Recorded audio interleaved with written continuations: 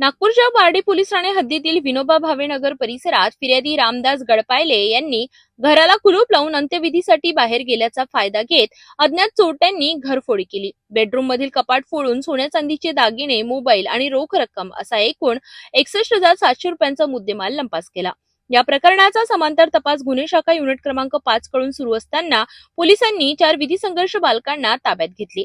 त्यांच्या चौकशीत पारडी, हुडकेश्वर येथील घरफोडी आणि बुट्टीबोरी येथील वाहन चोरी असे 3 गुन्हे उघडकीस आले। या कार्यवाहीत एकूण 2,01,550 रुपयांचा मुद्देमाल जप्त करण्यात आलाय। चोरीचा माल विक्री करणारा तरुण मिश्रा आणि सोनार हर्ष ढोमणे यांचाही तपासात सहभाग निष्पन्न झालाय। वितळवून तयार केलेल्या सोन्याचे दागिने सोनाराकडून जप्त करण्यात आले। या प्रकरणाचा पुढील तपास पोलीस करीत आहेत। क्राइम ब्रांच युनिट 5 चे पथकातील अधिकारी अंमलदार हे घरफोडीच्या संदर्भामधील आरोपींचे सीसीटीव्ही कॅमेऱ्याच्या आधारित तपासणी असता आम्हाला मिळालेल्या गोपनीय माहितीनुसार काही विधी संघर्षगत बालक यात समाविष्ट असल्याची माहिती मिळाली। त्यानुसार आमच्या युनिट पथकाचे हवालदार राजा टाकळीकर यांच्या गोपनीय माहितीच्या आधारे आम्हाला 4 विधी संघर्षग्रस्त बालक मिळाले। त्यांच्याकडे आम्ही चौकशी केली। त्यांच्या आईवडिलांसोबत आणून त्यांना चौकशी केली असता त्यांनी पोलीस स्टेशन हुडकेश्वर या ठिकाणी आणि पोलीस स्टेशन पारडी या ठिकाणी 2 घरफोडीचे गुन्हे केल्याचे, त्याचबरोबर एक बुटीबोरी पोलीस ठाणे या ठिकाणी सुद्धा मोटरसायकल चोरी केल्याची माहिती मिळाली।